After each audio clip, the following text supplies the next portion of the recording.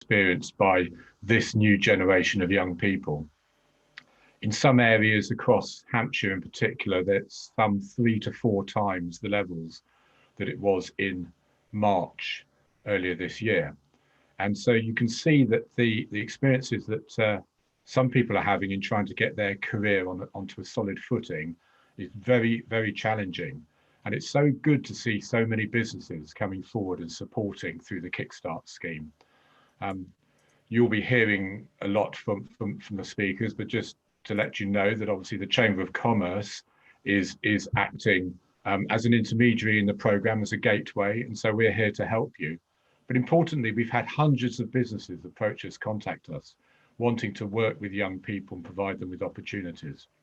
Now, the interesting thing is just how much they want to make this part of their repivoting of their business, the new ventures that their businesses are undertaking.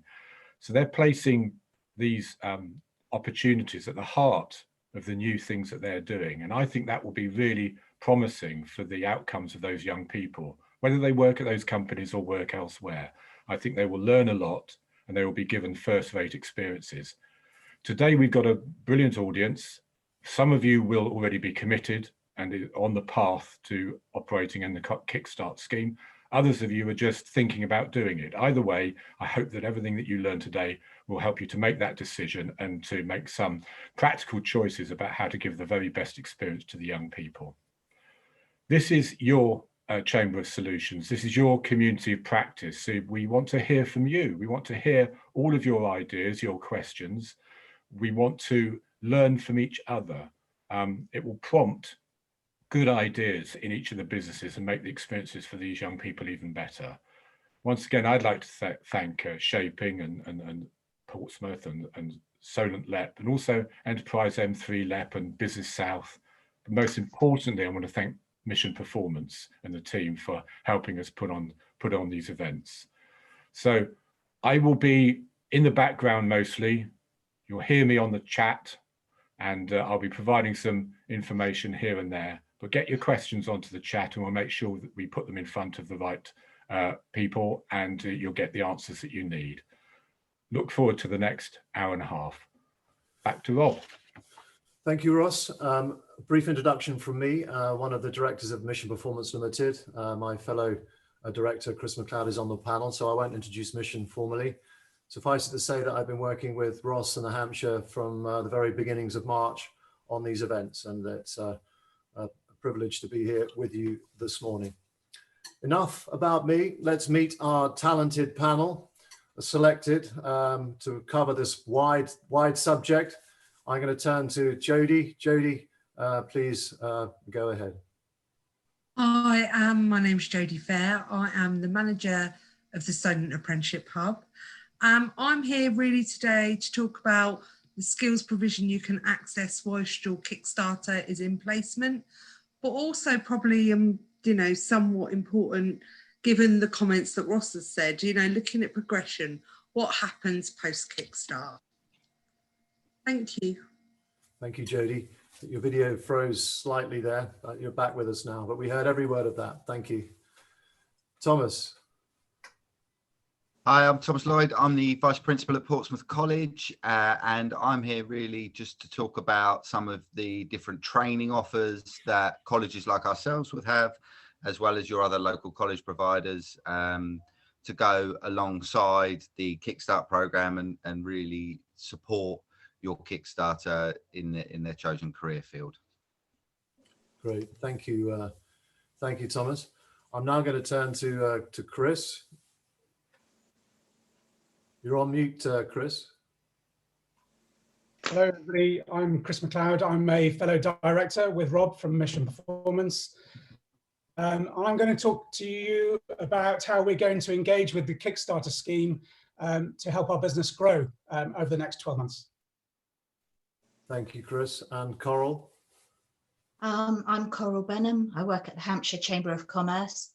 We're a gateway for the Kickstart scheme, and I'm the lead on that. I'm here to fill in knowledge and bring you as up to date as I humanly can with what DWP are doing and where we are with the Kickstart scheme at the moment. Thank you, Coral. I'm going to stay with you, Coral, if I may, just for a second, and ask you some questions about the broad perspective of the Kickstarter scheme. Would you be able to give us a quick overview of the Kickstarter scheme and your experiences with it so far? Well, it's something that the government put together because young people, this is a difficult time for anyone to get a job interview for a start. And their results, whether it be from school, college or university, have had some doubts cast upon them. So this way, they will have a CV with work experience on at the end of it, and they will also have a reference, hopefully, from each and every one of you, so that they can go out into the world in a positive way, instead of with just the results that they had, and the government put this in place. Okay, what's been your involvement with DWP on the scheme? Well, we have regular meetings with them. As the Chamber of Commerce, the British Chamber of Commerce set all of this up. They actually requested that the chambers were part of it. And because of that, we have reasonably regular meetings. We had a meeting with them last Thursday and they told us where they were in the scheme of things. So I would say we've got the most up-to-date knowledge as of last Thursday. Great, and you've been involved right from the very beginning, down in the minutiae of the application process, but also handling some of those common troubleshooting queries coming in from businesses. We've got about 30 pre-registration questions that we aim to get through. One key theme was how lockdown affects the Kickstarter scheme. Coral, can you give us a little bit of a insight into that? Well, obviously, I can't say what the government are going to do on a daily basis. Yeah. But even if people are working from home, if they can put in for training at social distancing, I'm sure that would be acceptable. However, where we are in the great scheme of things at this precise moment, they are actually building the job site portal for everyone, job descriptions to be uploaded onto. They've built the grant now, that is done, but they're still building stuff as we go along, which is what's taking so long, and that's the trouble with being one of the first in.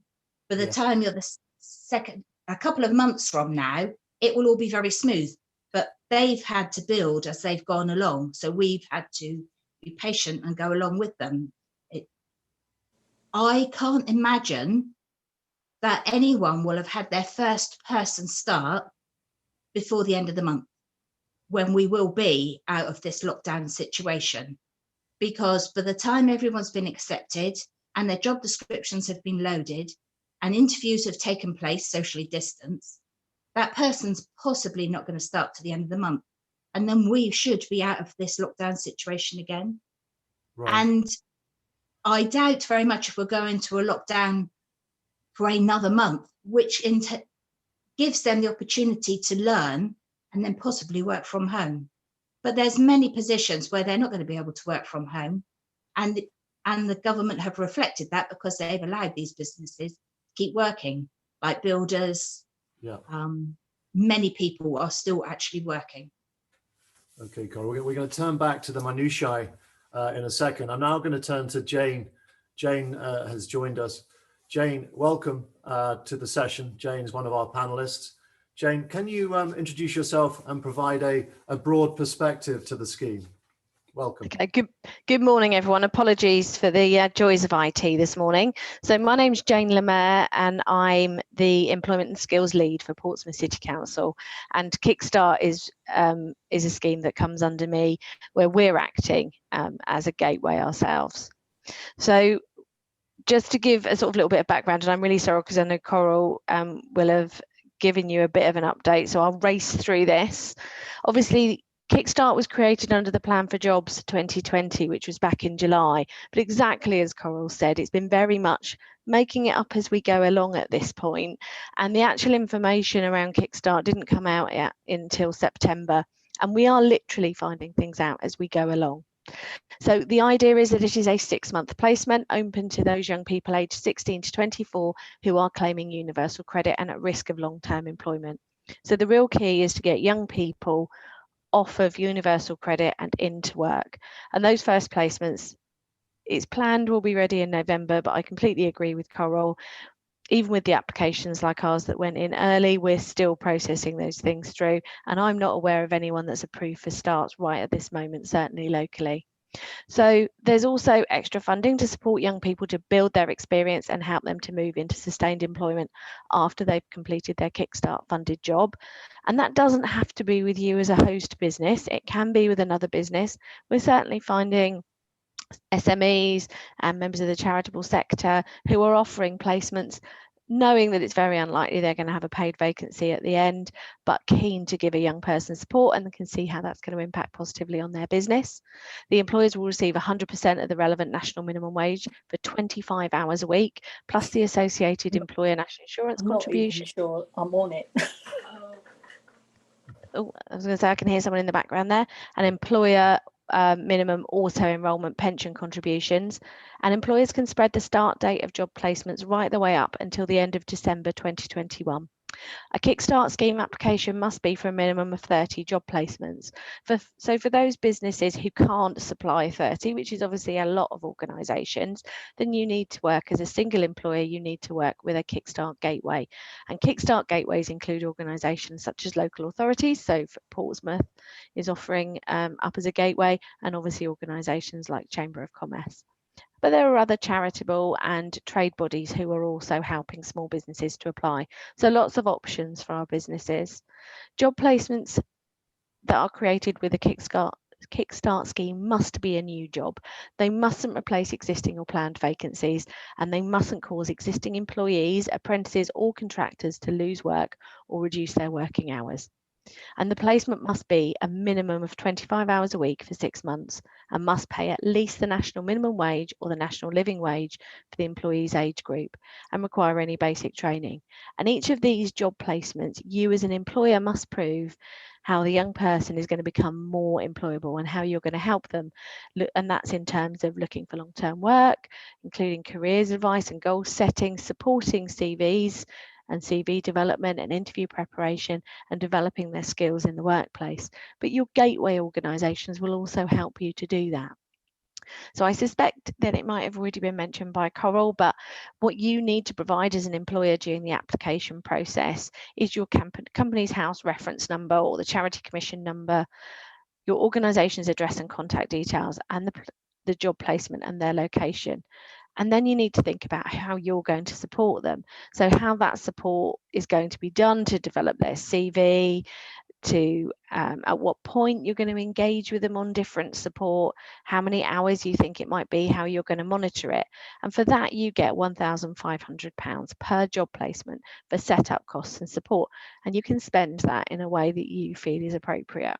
What's most important, I think, when you're choosing your gateway organisation or when you're preparing to offer a placement is how it's going to work for you and the young person and the resources that you can use in order to get the placement to really work for you as an organisation.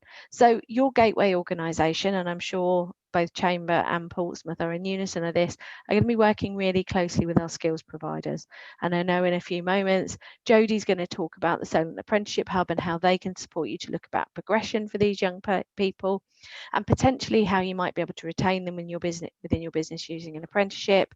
And Tom's going to talk on behalf of our skills providers very much about the sort of bespoke offers that we can get for you fully funded already, as well as those offers that may also come through from other providers that may involve cost, and how you spend your £1,500 to make the offer the right young offer for the young person in your business is completely down to you, and us as gateway organisations will help you. Individual gateway organisations may offer different things. There are trade bodies that will support you, that may offer you a really industry side. Organisations like ourselves will have an employment advisor who will be there to support you with the day-to-day. When you take on a Kickstart, it's like taking on an employee for 6 months. But obviously there are some protections that you have as you would have with anyone else. But if you take on a young person through a Kickstart, you are committing to liaise with the job centre and the work coach if things don't work out. because everything is about making sure that these young people are more employable at the end of the placement than they were to start off with, and hopefully progressing into an apprenticeship or full-time employment. Great, Jane. That was a masterclass. Thank you very much indeed. I'm going to pick up on a couple of those points. I'm going to turn to Thomas now. You mentioned a lot about progression and support in role, skill providers. You know, a person arrives day one and leaves after 6 months in a far better shape for them personally to enter the job market. Thomas, can you tell us a little bit more about what that 6 months could look like in terms of support and where they can access it? Yeah, sure. I think building on what Jane said, really, that the way that you plan the provision at the beginning is critical. The focus, just reminding yourself as a business, the focus of this for government is to get people into employment, and then it's about deciding on what your business need is. And if you think about how that role can help you fulfill your business need, and when you're mapping out that role and how it's going to benefit your long-term objectives, and then when you get the person in post, it's about looking at their personal motivation. So what are their career destinations? What are they interested in doing a bit of a skill scan with them. What skills have they already got, and what skills do they need to be able to do the role effectively? And I think our job as training providers is to help you align those two things with appropriate training packages alongside the training you're able to offer as a business. So I think the first starting point is to plan your short, medium and long-term goals of the Kickstarter role, and think about what are the gateways at each point. So the short-term goal might be to get the person in post and think about what training they need to be able to just be an effective employee. The medium-term goal might then be to think about what industry-specific skills do you need them to be able to do.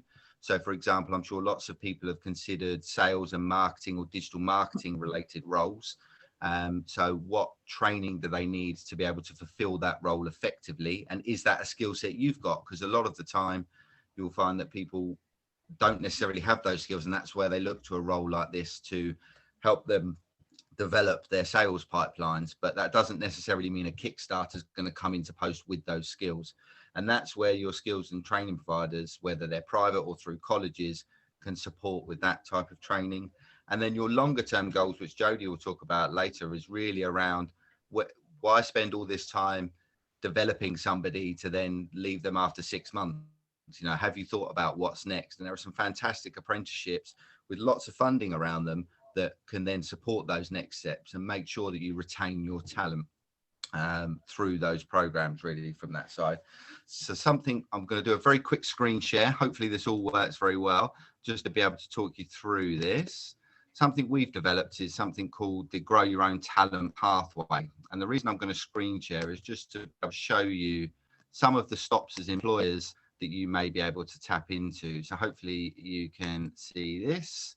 Yeah. So this is a very simple tube map model that just shows some of the programs we as a college are doing, but there are many other training providers and local colleges local to you that will have similar programs.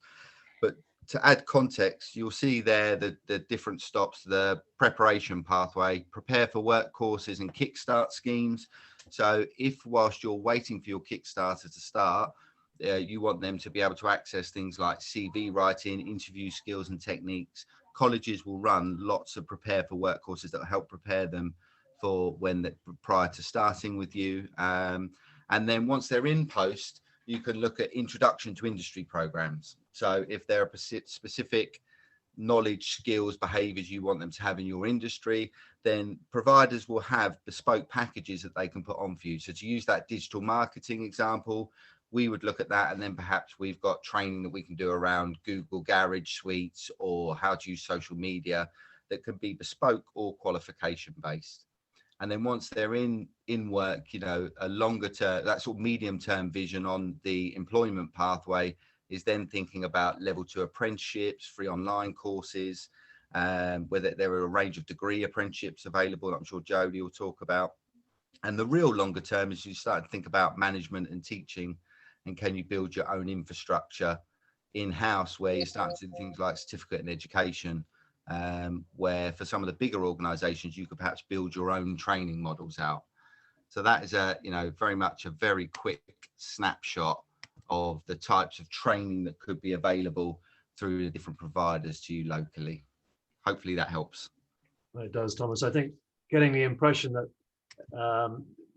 accessing a wider network of support, and we've got everyone on the panel here that can provide that level of support. You don't have to do it on your question that came in from somebody from Pat, I think, talking about how a very small company can engage with the scheme. And I think, Jane, your points about the gateway organization, you don't have to necessarily employ 30 people. You can do it as through a gateway.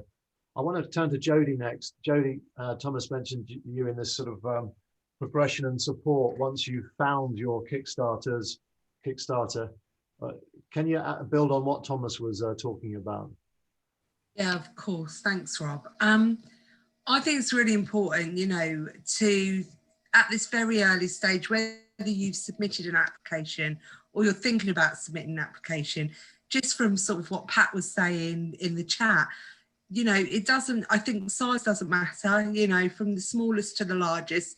It's about, can you offer that young person some support, some help, some guidance about improving their CV. As Jane mentioned, it really isn't about you must keep them on post, you know, post Kickstart. Obviously, we would 100% encourage, if you've got someone that's fitted in your business, that is offering you everything you need, in 6 months' time, we would absolutely support that progression either into a full-time job or into an apprenticeship. And what the Student Apprenticeship Hub can offer is that support around certainly speaking to you about what skills provision is out there. We are really lucky in this area. We've got some really good skills providers and we've got some really good offers. There's NCS who can also help you with, you know, your CV writing, skills support, interview skills, things like that.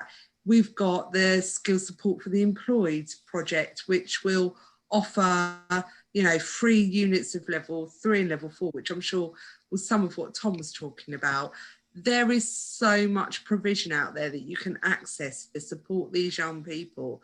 I thoroughly recommend speaking to, you know, whichever gateway that you're working with, whether that be the Chamber, PCC, ourselves, and there are lots of others out there, to speak about what's available, what they know about.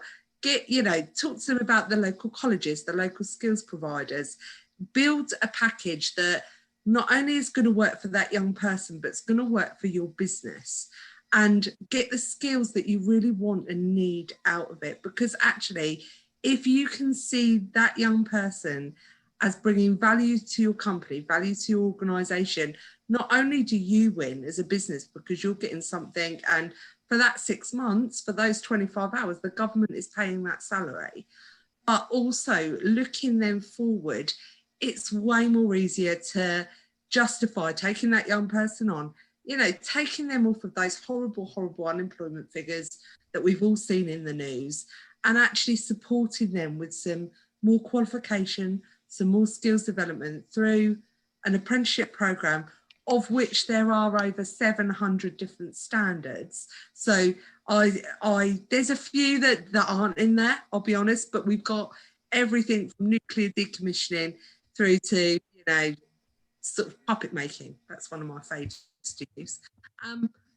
We really can support, I think, the young people who have really suffered through this pandemic, but also your business can really be supported. So whether you're actually going to be taking these young people on, or actually, even if you know from day one that you're not, please do get your gateway involved. Please get your skills providers involved, because they will be able to support that young person post that gateway as well, and help them look for opportunities and that are out there, you know, and hopefully, given vaccine news yesterday, that, you know, we may be in a far better position in 6 months' time. Great, Judy. Well, hallelujah to that. Let's all hope that is the case. I wanted to start going, I'm going to big picture now, and we haven't heard from Chris, Mission Performance. Chris, can you, before we turn to you, we're going to hear from Chris in a second, and then we're going to go into some detail, some questions that you had pre-session were very specific on certain things that you wanted to know about the scheme. So we're going to turn to Chris. Chris, share with us what we're doing as a business and how we define Kickstart and how it can help us move forward. Okay, Rob, yeah, thanks. So before I do that, I just want to introduce Mission Performance and give it a little bit of context. So we're a learning performance consultancy. Rob and I started the business 20 years ago.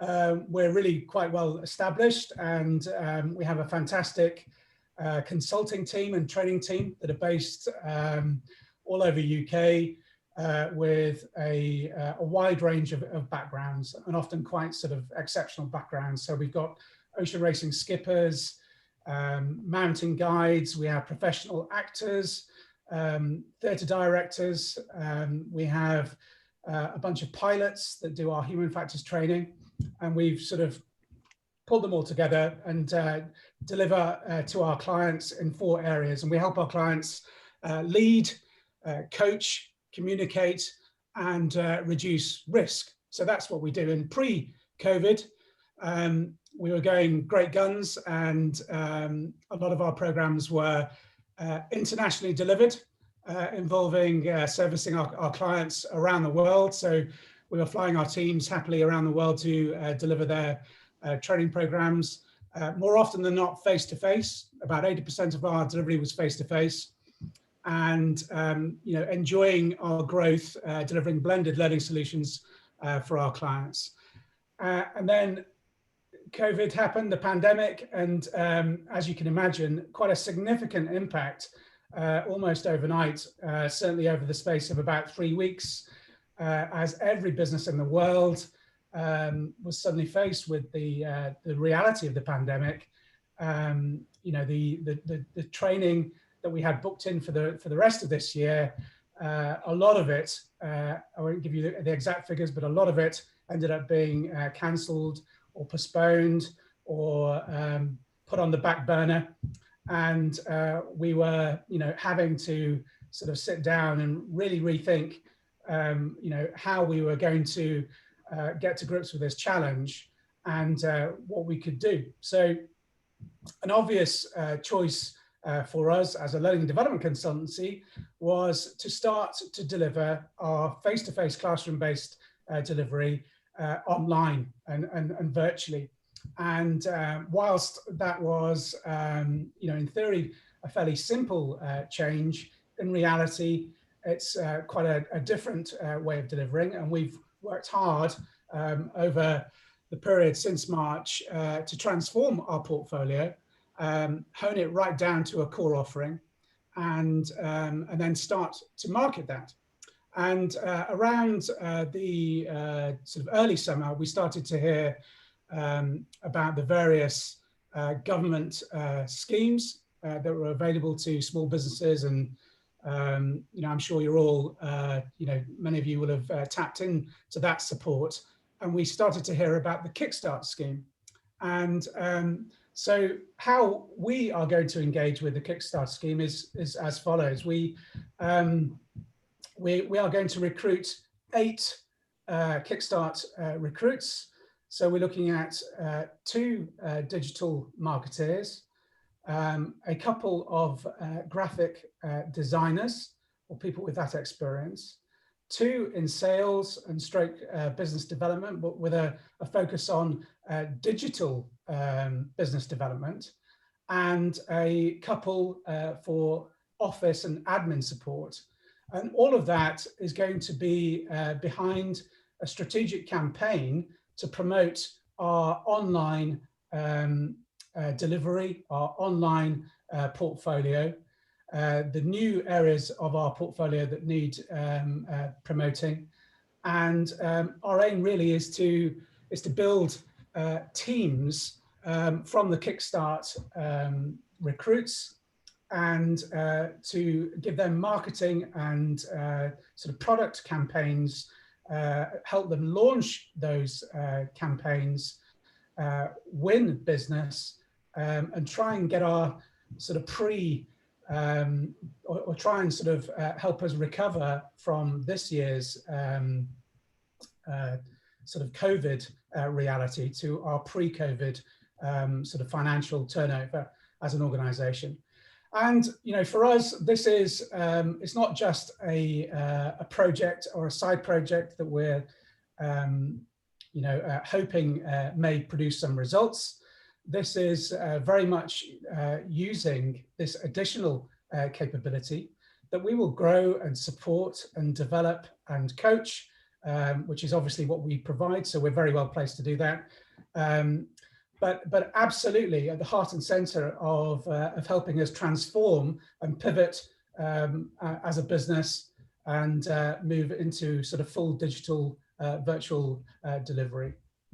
And ideally, it may not be all of them, but we're hoping that the digital campaigns, the strategic areas that we're focusing on will become self-sustaining. We're hoping that the digital campaigns produce results, in turn generate revenue, and will enable us to keep on the recruits into the long term.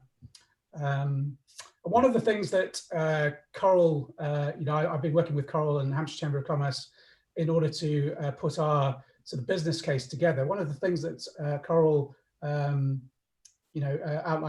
to us was that you don't have to recruit all of your Kickstart recruits in one go.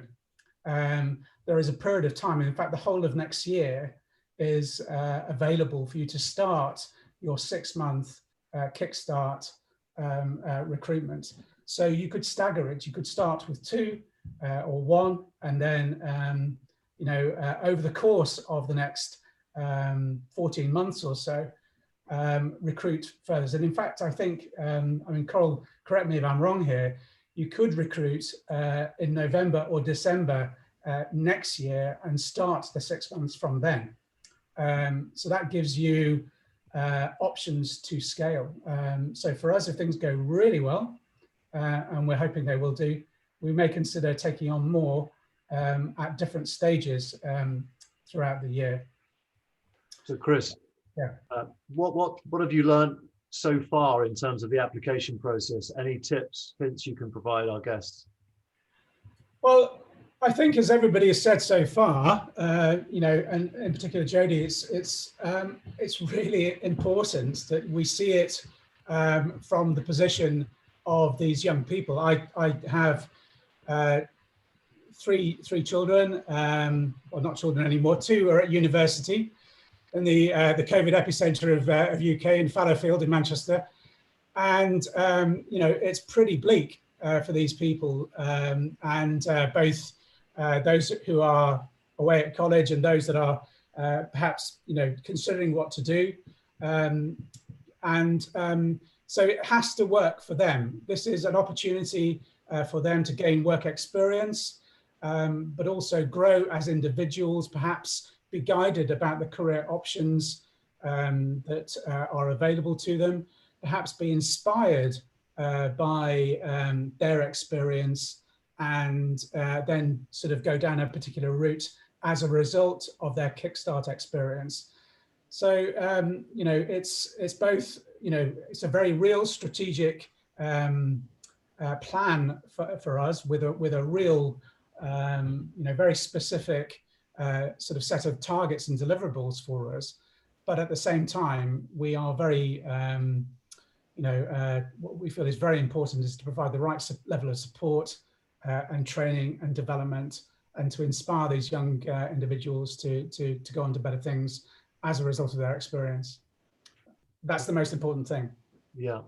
Chris, I want to pick up on a couple of points Alan Howard mentioned, and there's a few others that have asked this question about, not necessarily to you, Chris, probably more for Coral or Jane.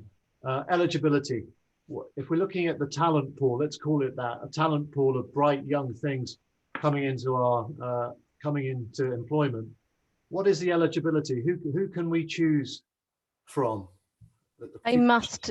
So I was going to say, sorry, Coral's off camera at the minute, so I'm not sure who lost her, but they must be on universal credit. So I know that we have Alan in the chat saying that he's worked with someone.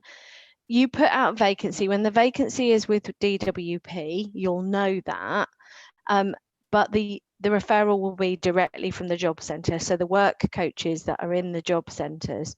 Now, obviously, if you are aware of a young person and they're on universal credit and they speak to their work coach and say, I really want a job with X company, I'd really like to try that, then there's a very good chance that you're going to be referred. DWP want to support our employers, but in real terms, it's about DWP referring them to you. You then interview them, you select them. You don't have to take people if you're not comfortable with them, if they don't fit your business, but you can't start with the young person in theory. Now, I know, speaking to DWP colleagues, they are keen to help employers make this work, but the referrals are from DWP and the work coaches there. So that's the only way that those referrals can come through to you from an eligibility perspective. But obviously the amount of young people and the range of young people, we say 16 to 24, in real terms on universal credit, that's predominantly 18 to 24, but that will include young people who have left school with very little qualifications and have very little experience, all the way through that age gap to bright graduates with amazing grades who unfortunately are facing unemployment because of COVID. So there's a really, really broad band in there. And obviously you just need to be clear about what the skills are that you need within your business to get the right matching. Yes. Thank you, Jane. Coral, anything to add on that? Well, I'm really sorry. I didn't realise when I was doing the chat that I disappeared off screen. So that's something I've learned this morning. What I can say is when you put in your job description, you can stipulate the age group you're looking for, or if you want a graduate, or if you want someone who comes out of college with a particular skill, so that they can marry you up better. But you do get to interview them, as Jane's just said. As in any taking on a new person, you need to have someone who's going to fit with your organisation. Yes, thank you, Coral. So from what I'm sort of repeating back is that having what Chris was saying, having a plan in mind, whether that's a sort of strategic plan, probably represented in some form of business plan, Chris, in how you're going to utilize the Kickstarter talent. If you're less than 30 employees, that's then going direct to a gateway organization where you'll meet somebody like Jane or Coral, who will then hold your hand in the application process. Once in that stage, you can get the chance to, I say necessarily choose with your job descriptions uploaded to the DWP website, and from then on in via the work coaches, organize a series of interviews. And then from there, once you've interviewed and selected the right people, we then turn to people like Thomas and Jody, the skills providers and Mission, and organizations like that, to provide a sort of ecosystem of different support that they can access, you can access as an employer to help those characters. Is that a fair summary, Jane? You're on mute, Jane. I'm on mute, yes. I'm merrily going, yes, that's a good summary. But yeah, yes, absolutely. And I'm aware a few other things that are coming out in the chat. So I'm halfway through responding to Madeline, who's offering some very specific placements around those with learning difficulties and disabilities. And yes, absolutely, there are specific job coaches in the job centre who help support particular groups. I think what we need to be clear of is obviously we're still working within normal employment law. But if you're in a position to offer a specialist placement, whether that's somebody that needs to have a degree, that needs to have a particular skill set, or whether it's to work with a particular client group, then that's absolutely great. And DWP will welcome that with open arms. Great. So our guests, we've had a good summary of the high level and also some of the detail. Now, there's lots of questions coming through. I'd now like to switch the sort of flavor of the session now. If you've got a question, then I'd strongly encourage you to unmute yourself or switch your video on and direct your question directly at our panel. If you can put your questions in the chat, we can come to you. Bob will be in the background and ask you to switch your video on and address your question directly. A couple of questions from me while we get people putting their questions on the chat and getting ready to address the panel. If, for example, Jane, you talked about normal employment law. If you've had somebody with you for 2 months and it's not working out, what worry you as an employer? So as we understand it, and as Coral said earlier, this is very much a learning process, but we are assured that you are not required to keep a young person if it's not working out. What you are committed to is to inform the job centre and to work with the job coach so that the feedback as to why it's not working out helps the young person to move forward. But you absolutely do not need to keep a young person who's not turning up or really not working for your business. Obviously, though, we need to be realistic. This is a fully funded scheme and we can't expect them to be completely job ready on the day they step in the door. But you do not have to keep a young person that's not working out for your business. Great. Thank you, Jane. Thomas. Can I add to that? Yeah, Not only would you need to let the job centre know, you need to let your gateway know, because the money comes down through your gateway from government. So you will always be paid a month in arrears.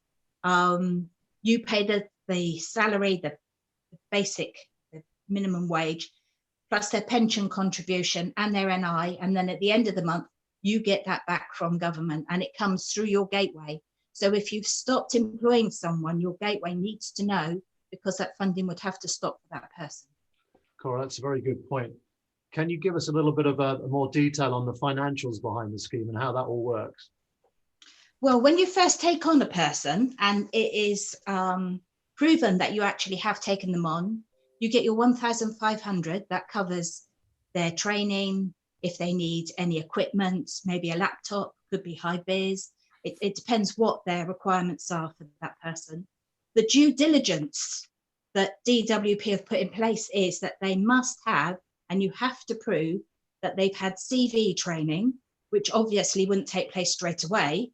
It would have to take place further down the line because they'd have to have something to put on their CV from their work experience, cover letter writing, and interview techniques. And they are doing due diligence on that, and they expect that to be given to the young person. Then once they've taken on and you know they're working, then the money comes through at the end of each month up to the end of the 6 months via your gateway. So it's a flat 1,500. Anything else on top of that, or is that it? At this moment, that is it, but there has been talk of, if you were to keep a young person on at the end, that there may be some incentive, but that hasn't been put in place yet. That is just talk at this moment. Okay, thanks, Coral. So Thomas, it's questions for you. I'm an employer. I'm slightly nervous about taking on 4 or 5 Kickstarters because I don't think I've got the internal training or skills capability to be able to develop them in role. So convince me about taking on those 4 Kickstarters.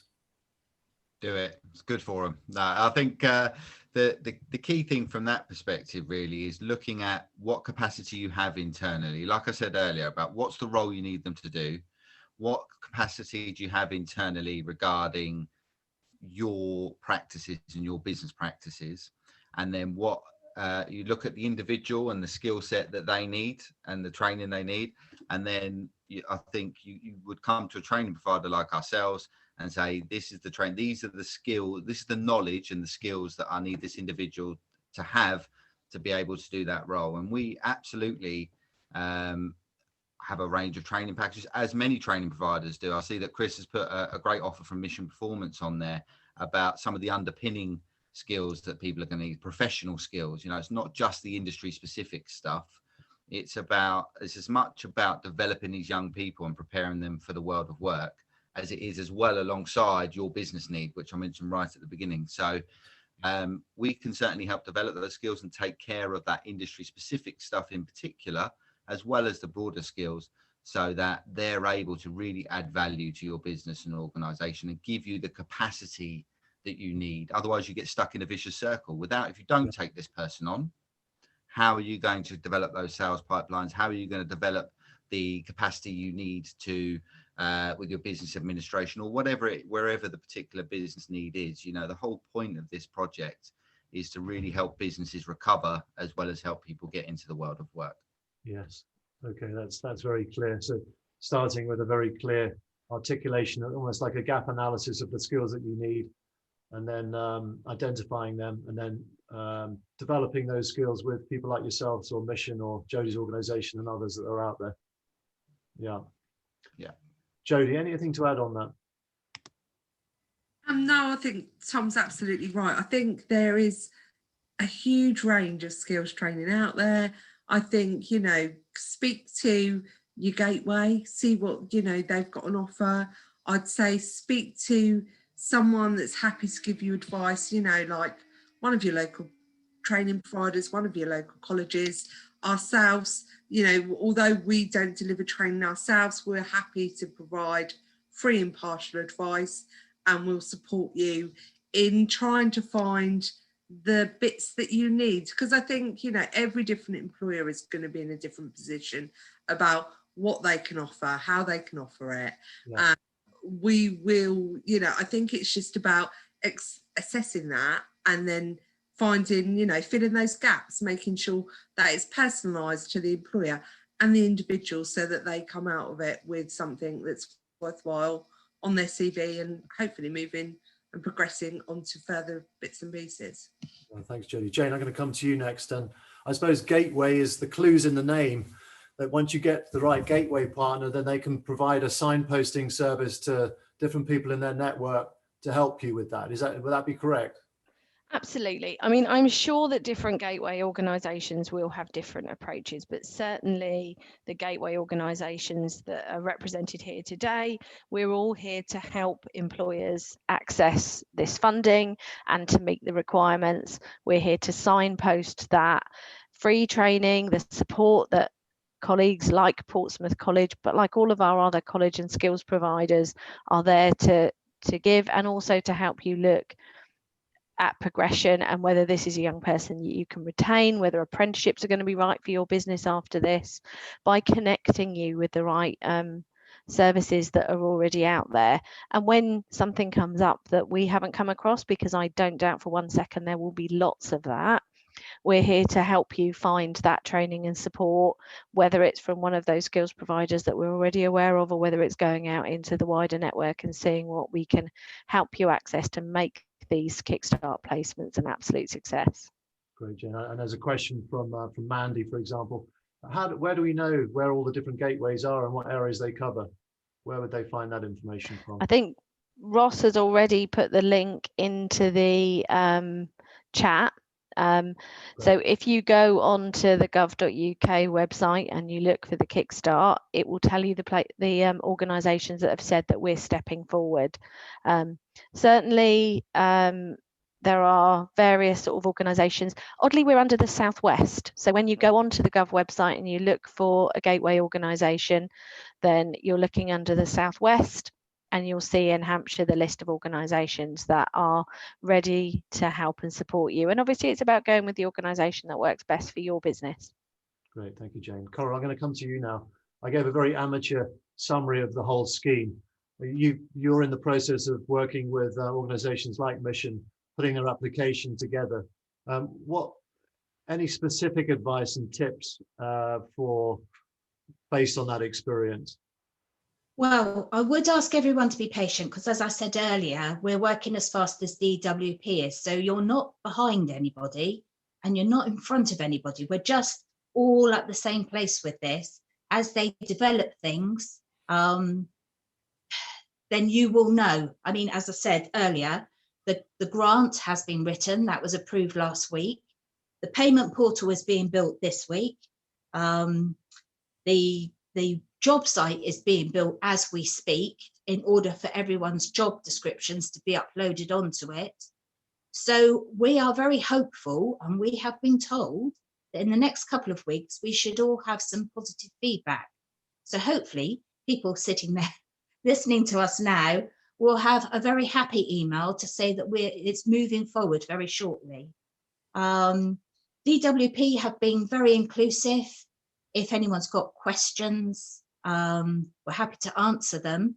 And we have gone forward on behalf of many people. For example, they weren't going to take on sole traders. They were only going to take on people with a company house number or a charity number. But they've, since talking with all of us over the last couple of weeks, that changed on Monday, and they're now taking on sole traders. So it's developing all the time. And they are very happy for us to put ideas forward to them, and they take it all on board. So And there's another thing that I really think everyone should be aware of. If you are declined, if in the next few weeks you are declined, we will look at your business and see how we can change that, and we will reapply for you, because it may be that things change and what was declined one month will be accepted a following month. So don't lose heart if you are declined in the near future. It's evolving all the time. Thanks, Coral. Do you provide any templates for people making those applications? Yes, we do. I've got a template to make an application. I have a due diligence email that follows that up to make sure that they know of their responsibilities. But right at this moment, I've sat looking at a PDF on my screen, and I did put a note out earlier. If anybody would like a copy of that, I'm happy to send it to them. And it's absolutely everything you need to do, right from the moment you apply, down to receiving payments for your young person. And when we get more information, obviously we'll add to it. I managed to add to it yesterday DWP's reasons for declining, because they sent that through to me last night. So I think it's got the most up-to-date information on there that I can get for you. Brilliant. And assuming, Jane, you've got something similar? Yeah, we'll talk through anyone. So again, if anyone wants to come to us, I put the Kickstart at Portsmouth cc.gov.uk email in the inbox, and we'll talk you through on an individual basis and go through exactly what you need to do. Great. Ross, if I turn to you next, Ross, from your strategic position within your organisations that you sit on the boards, what are you hearing at a sort of government level about the scheme that we haven't discussed? Well, I think there's probably recognition from government that there are the changes that have happened in the past 6 to 9 months to young people is far more impactful than to any other part of industry sector, for the simple reason that if you're a business and you have been spending the past 6 to 9 months holding on to your staff through the furlough schemes, it has to be said that maybe it's not at the top of your priority list to look for the development of new talent coming into the organisation. And I think it's in recognition of that the government has built this scheme, because, as I think I said in the chat, they see it very much as an enterprising opportunity for the businesses. They know that through force majeure, possibly, all businesses are repivoting their position as organisations, looking for new market opportunities simply because of the changes that have been forced upon us.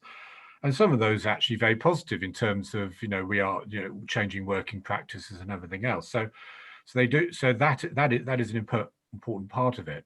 But that repivoting will provide new opportunities for those businesses, and bringing young talent in and new skills. I mean, we're using one of those new skills right now, which is around use of digital and other. That can be very helpful for a business. So if you want to suddenly reach out into a market in new ways, simply because your old methodologies are under challenge, that could be very good to have a new young person coming in, whether it's a graduate or somebody from an FE college or school, to challenge the way of thinking within your organisation.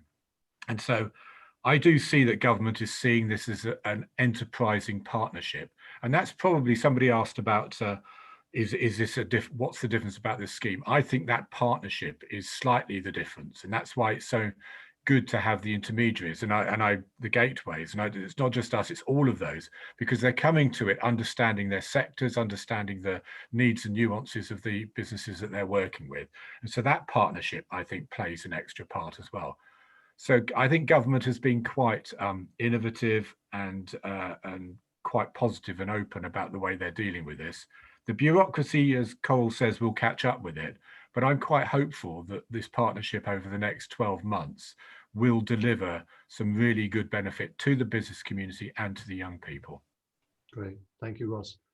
I'm going to turn back to the guests now. I'm sure you've got some questions to ask directly to the panel. So please go ahead, put your question in the chat box, and we'll come to you with Bob, our technician in the background. We'll make sure you get to pose your question to the panel. So Chris, you know, as a business, we've been going for 20 years or so. We've been hit by the COVID. We're managing to make a bit of a regain as we come into the tail end of this year into next. We started this conversation about Kickstarters about a good 2 or 3 months. Basically, day one they announced it, didn't we? How have we integrated it within our strategy as a business? Well, you know, people are talking about these sort of application forms and the sort of framework that they have to put forward.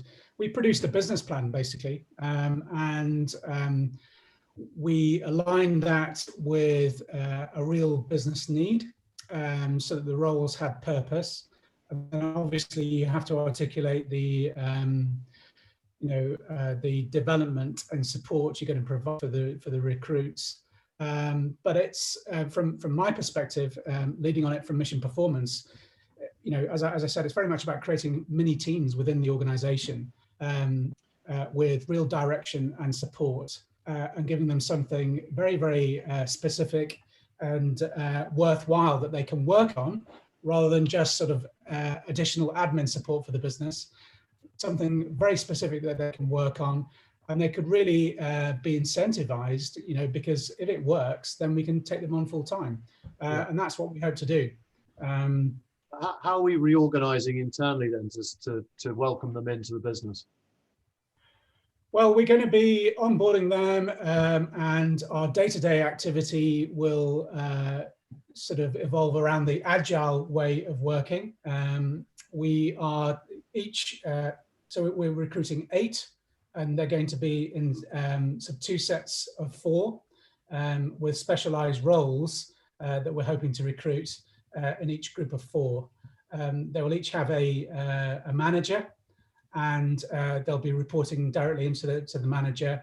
And then on a day-to-day basis, you know, after an induction process of learning about the organization, what we do, the services that we provide our clients and our business world, they will be sort of tasked with promoting, you know, the various product lines that we're hoping to launch online. So, and this is, you know, it's fairly new for us, having digital marketeers and graphic designers is an additional capability.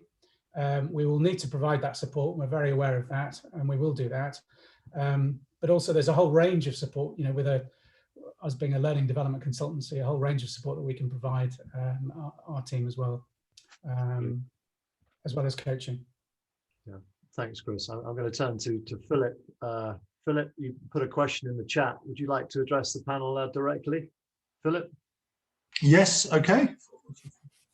I was just wondering, because we're in a care business, we're sort of early stages. We need to get more contracts. We can't necessarily offer full-time employment yet in the requirement, but it's not uncommon for carers to work for different organisations, so in the same field.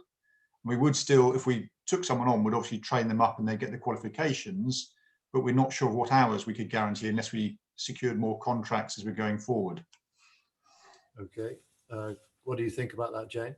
I was going to say, I think I've answered that.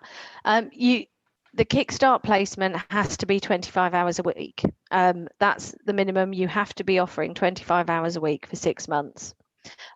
You can have some of that time spent in training.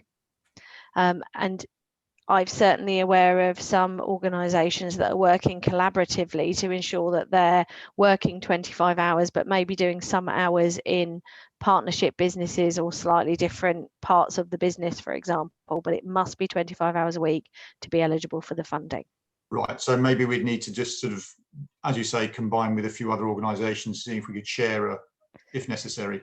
Possibly, or you could speak to one of our lovely skills providers about the sort of training that they could be doing, particularly early on, to make sure that they're getting paid their 25 hours a week, they're active and they're doing important things that related to the business and improving their employability.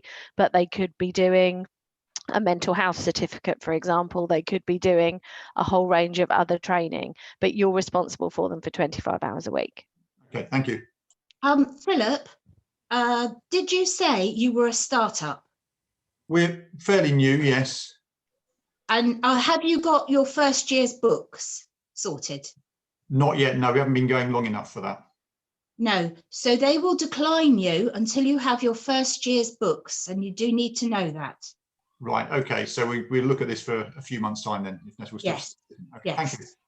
Does that have to Okay. be 12 months worth of trading, Coral? It can be. It does. You do have to have your first year's books put together. Okay. There's a question on the pre-registration about that as well, with no accounts being filed. Same answer applies, I assume. Mm. So any other questions from our guests? Please feel free to put your question in the chat function. Aaron. Oh, hi, Rob. Can I just ask Jane a question? Because there's something she's just said I wasn't sure about. Hello, Jane. Yeah, go. The Kickstarters that we're looking at getting at Havant and South Down, I was looking at 5 hours work experience for them, and then I was going to add training on top of that 25 hours. Are you now saying that the training can be encompassed in that 25 hours? Yes. And I'll go further to say that the training should be encompassed within the 25 hours, as I understand it. Okay, that's useful. Thank you. Unless you're paying them extra. So if you're paying 30 hours and 25 hours was work, 5 hours, you would have to pay that 5 hours top. But if not, it should be included, Aaron. That's my understanding. Okay, I didn't realise that. That's useful. Thank you. Thank you. Thanks, Aaron. Thanks for your question. So we can supplement. There was a question that came in. We can supplement. We can pay them on top of 25 hours if you so wish. You can pay them an additional amount per hour, or you can pay them for additional hours, obviously within all of the normal employment law, but you'll only get back 25 hours at national minimum wage for the age. Okay. And just to sort of take further from sort of Coral, I think it's probably be helpful for this to send a question to DWP, which we'll do, and try and get out with the answers, because I think we've had some mixed messages about the if you're a new business. I'm certainly aware of some newer businesses who have been declined as a gateway organisation, but are now being referred to other gateway organisations for a processing perspective. So I can't confirm because I'm not DWP, but we can get an answer from DWP as to whether smaller startup or startup businesses can actually access this funding using a gateway, because I think that's another thing there's a change of policy on. Yeah. We asked that question on Thursday, and they said at this precise time, because people were setting up businesses purely to come onto this Kickstart scheme, that unless they had a year's books, they would not be accepted. And that was Thursday. I think there is a situation where the gateway can employ. Is that right? Sorry? Is there a situation where the gateway can do the employment? There is, but that's complicated. Yeah, that is very complicated. Yeah. Just to jump in, I asked the question yesterday of DWP, and I got an answer that basically confirmed that they could take on. So I feel like we need to take this offline and get a firm, I have got that in writing, get a firm answer out to everyone. You can see this is very much still a work in progress. Yeah, remain flexible.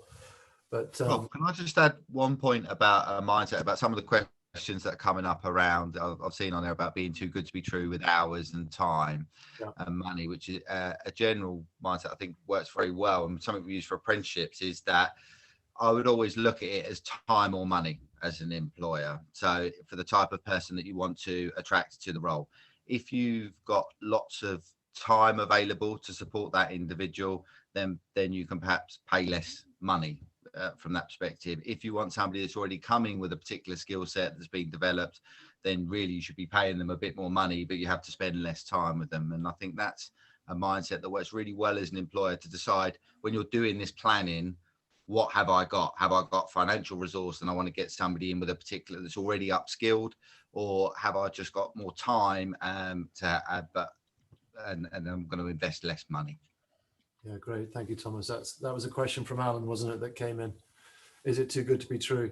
And it's a great way of looking at time and money, because having developed a number of apprentices over the years, it does take up time to develop somebody depending on where they enter in terms of competence and experience. So that needs to be factored in to the equation.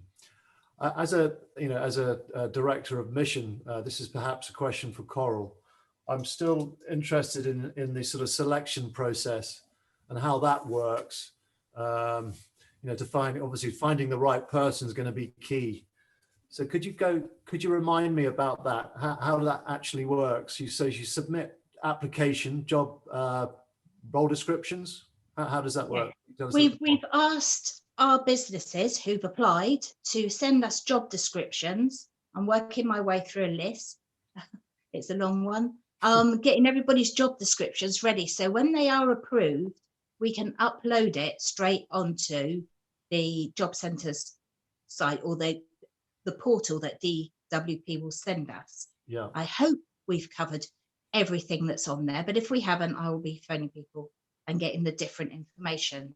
It's just the same as any other job description, really. There are things you're going to want from them. So there'll be people, say you wanted a graphic designer, it's no good them have just doing maths at college. They will have had to have done some artistic graphic design, photography, something at college that they're going to bring to your business. So you would select these people in exactly the same way as you would any other employee. Okay.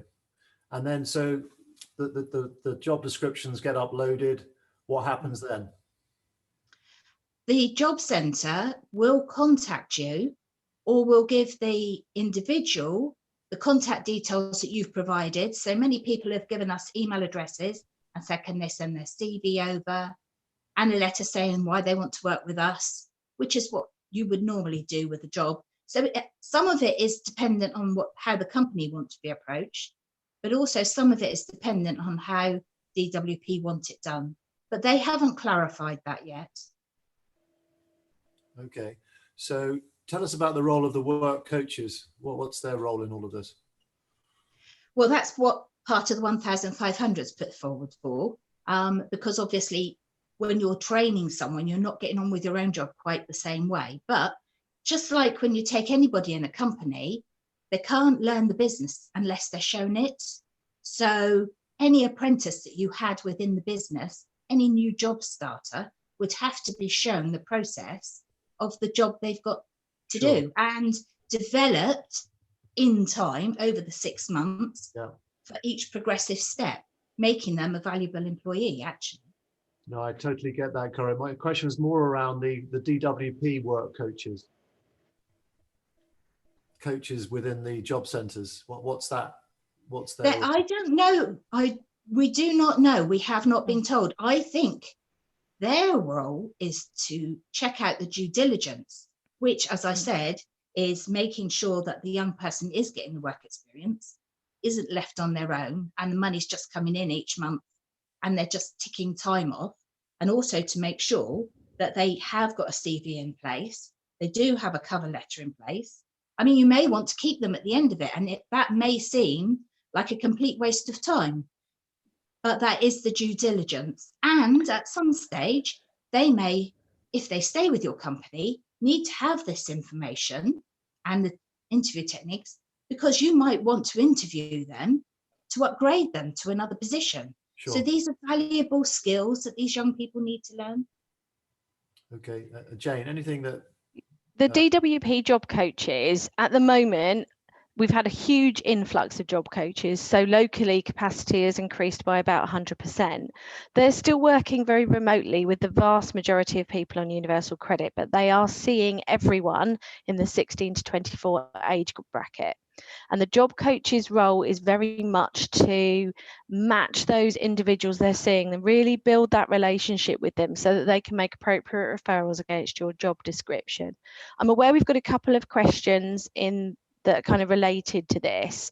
We've had one employer asked if they can start on 25 hours and increase, and yes, they absolutely can. That's by agreement between you and the Kickstart.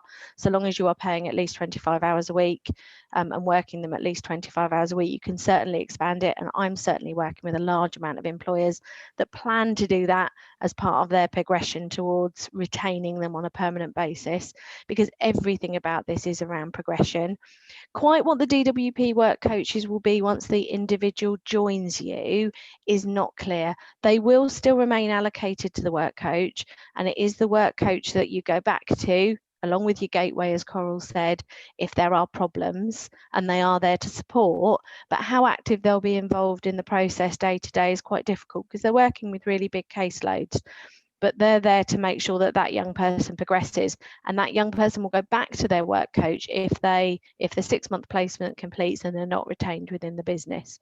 So there is an ongoing relationship with the work coach, but in terms of how actively engaged they'll be with the individual organisations, we don't have any clarity on that, and I suspect we'll find out as we sort of go through. There was one other question in the thing that I'm just going to answer quickly. Once we submit as a gateway organisation, it takes 4 to 6 weeks before we get a result. In real terms, as an individual employer, if you're putting your job description in with your gateway organisation and applying, I would be surprised if you were at a position to be interviewing earlier than 6 to 8 weeks, just to give you a timescale sort of position. But you can apply for placements. I've got employers that have applied for a placement to start as soon as possible, and another one next March, for example, because they want to pace them. And you can do that working with your gateway. What about if your application has been declined? Who will hear about that first? Will it be the gateway or the applying? The gateway organisation will hear. What I'm aware of, and I'm not aware of any gateway organisations that are fully approved and actually starting placements yet. I don't know if I think Coral said earlier she isn't either. What we do know of is some organisations that have gone forward in their own right that have been declined. For a whole raft of reasons, including not being able to prove how they're doing that, CV support, not being able to show how they're going to develop people, and also organisations that don't have 2 years experience, registered accounts, things like that. But I believe it will go through the gateway organisation, but I haven't yet been approved fully, and I haven't yet had any declines, so I don't have any personal experience of it. We are just working on word of mouth. Okay, thank you, Jane. Annie, I do know that some chambers have had approvals and have had some declined, which is how come I know what a decline form looks like now, which is why I put it on that PDF. However, even though they've had their approvals, because the job portal, the job spec portal, isn't quite built, they can't upload people's jobs. So even if we had approval right at this moment, we can't upload the job descriptions, but we're hoping that that will happen next week. Great, thanks, Cora. Annie, you put some great messages on the chat, some great ideas. Annie, would you like to share some of those with the panel? As in the idea, the thoughts about the Future Jobs Fund, or the Kickstarters getting together? Bit of both, really. All your experience is incredibly valuable, so please share it with us. Okay, yeah, with a different organisation. So when I was the program manager for the Olympic diving program in Southampton, we got involved with the Future Jobs Fund, and just a little humorous bit about that. Our experience of the job centre at that point wasn't brilliant, insofar as they send a number of people for interview who had their tour of the building and everything, and came back to the area where we were going to have a discussion looking very puzzled. And I said to them, you look a bit puzzled about the tour that you've just had. And all of them said, well, we thought we were applying for a job as a football coach, whereas we were springboard, highboard diving. That's quite elite, Annie. And we actually, on that occasion, applied to have an extra young person join us from what we'd originally intended, because we had such a great set of youngsters to choose from.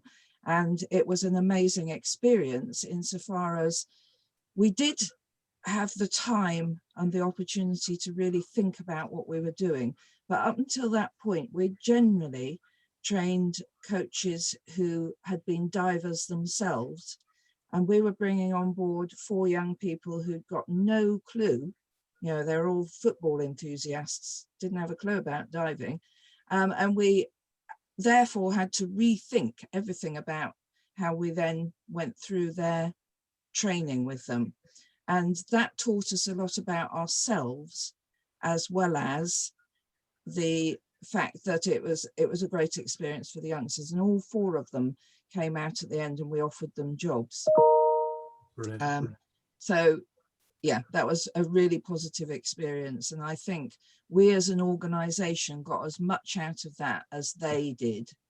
And I would highly recommend going into this process, if you have the opportunity to do it, with that mindset that it will develop your organization as well as give those young people an opportunity. So that was great. And the other thing that I was saying was that from my point of view, one of the things that would be wonderful through the Chamber of Commerce is if there's an opportunity for us to join our Kickstarters together so that they meet each other, and it's a sort of peer support sort of approach, but there would probably also be opportunities of doing joint training maybe, where this trade of ideas needs to happen at every level for me. And we need to always start at that grassroots sort of level. And I think we'll learn a lot through them learning from each other, if that makes sense to you. Total sense, Annie. Chris, maybe in 6 months' time we could have a Kickstarter run Chamber of Solutions event. Yes. Yeah. Great idea. Great idea. Refresh the management. That would go down well, Thomas. Great, Annie. I think they're great points, Ross. I know that we've been talking about having creating a network of Kickstarters, and also people that are members of each gateway. I'm sure you have as well, Jane. I think that perfectly fits into the whole idea of a Chamber of Solutions, as Thomas says, the whole idea of a community of practice. To actually have the young people sharing their experiences, but actually how that then impacts on the businesses, if the businesses involved in that same community, I think that would be really good. So I think this should become a regular event as long as this Kickstart program works. Quite interesting what Annie was saying, because the Future Jobs Fund, when it was closed down by the coalition government, the famous coalition government, they then, ONS did some statistics on it and found out just how effective it was to the both the economy and to youth unemployment statistics. So I think the government and Whitehall's probably learned from that, and that's why I think this scheme will be in place as long as it's needed. I'm fairly sure of that. Yeah, it reinforces the point about sticking together, Annie, as a regional pack, if you like, supporting one another as best we can. I think it's a really good idea. So I'm looking at the time. It's 10:52. We've probably running a little bit short of time. Any final questions? We've got a few coming in around reasons for declines. I'm sure that perhaps, Coral, are you able to talk about that briefly, or is it on the PDF? Yes, I can read them out. Hang on, I'll read them from my screen. So I didn't write this. So if it doesn't sound grammatically correct, because it doesn't to me, this is exactly what's written on the decline sheet. The job placements are additional and do not replace existing or previously planned vacancies. I think they believe they are replacing, but that doesn't read quite like that. Mm-hmm. Suitable employability support must be in place for participants. Accurate information is provided to enable DWP to conduct due diligence checks. Due diligence checks demonstrates the organisation has a sufficient track record of fiscal competence and is of sufficient size and structure to allow successful delivery of the placements. And they don't even tick these. This is just what's sent to you. So you have to work out which one of these you fouled on and put it right. as you say, Coral, things are developing all the time, and the gateway services can provide additional support to identify and close those gaps. Mhm. Yeah. Okay. Well, on that note, Coral, we're gonna draw it to a close. Ross, can I final closing words from you, sir? Thanks very much, Rob. Thank you very much, panel. You've certainly contributed strongly today, and thanks. I know this is a very difficult situation as we're learning about the way the scheme is coming forward and it's coming together. So well done. Thank you for all the support you've given to the participants today. I think the most telling of all is the fact that I think we've seen such a lot of enthusiasm. You can see it in the chat, you can see it in the conversations we've been having, that there is a great deal of support for this scheme from businesses. And I do hope that government doesn't make it too difficult for all businesses to have the chance to take on these young people and give them the kind of opportunities and experiences that they so much deserve.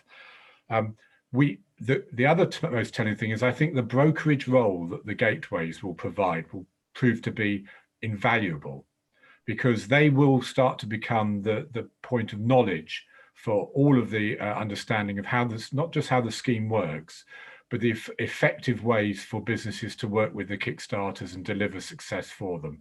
So I can see that by chance, perhaps, through trying to create sort of productivity and efficiency, government has perhaps created a whole new role for business intermediaries in a way that I think will prove to be extremely beneficial to them and to the businesses. So please work closely with your gateways, whoever you choose to use. Please ensure that you share that knowledge and that you participate in the Chamber of Solutions events that we're going to be holding for this, and keep us all up to date as to how you're going. We will make sure, all of us as gateways, we will make sure that we provide all of the solutions that you need, all of the processes that you need, and we as educationalists will make sure that we provide solutions for you, not only during the 6 months of the Kickstart programme, but also in terms of progression onto other training opportunities and other employability needs. We're here to support you. It isn't a problem. It's a very well-structured and I think well-rehearsed programme in terms of the way that we can provide solutions to you as organisations. We're here to help. Just take advantage of it and keep in touch with us. If you have any questions, a lot of email addresses have been provided on the chat. Please get in touch with them. Get in touch with the Chamber of Commerce, of course, and thank you very much for attendance today. Thank you, Ross. I just thank our panelists, Jody, Thomas, Chris, Jane, and Coral. Thank you very much for your insight. Let this be the start of the discussion and supporting one another as we go forward. So have a great rest of the week. Join us again in a couple of weeks' time. Same place, same team, until we get replaced by Kickstarters, hopefully, Thomas. And yeah, see you all soon. And panel, if you can stay just for a few minutes for a quick wrap up. Thank you all.